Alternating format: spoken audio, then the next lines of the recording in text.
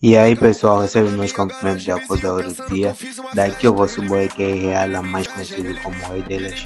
Pessoal, no vídeo de hoje eu vim falar, pessoal, de um vídeo que tipo, vocês não estão acostumados muito a ver, tá vendo? Que eu vim falar de um conteúdo diferente, totalmente diferente do habitual.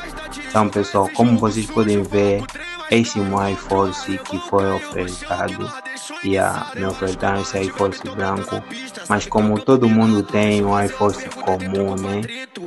Que vem o atacado, que é o atador, vem o atador normal, então eu decidi trocar, fiz uma transformação, personalizei o meu tênis, coloquei esse atador mais grosso, que atualmente está batendo muito, está na moda, então pessoal, e quem quiser, me chama no privado, quem quiser personalizar o seu tênis, fazer grafite, colocar um nome, pintar, alguma coisa assim do gênero, me chama no privado que a gente vai conversar, pessoal. É nóis, one.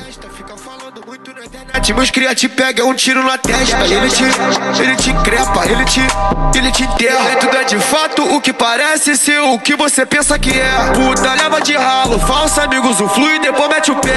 Nós de marola, manda buscar o que nós quer na loja. Então puxa a relíquia, vê se menor não tá sempre na moda. Blusa de time com as joias, daqui eu vulgo nas costas. Na street é firme, é só tu pesquisar. 10 carros guardados na minha garagem, vizinho pensando que eu fiz uma festa. Ele me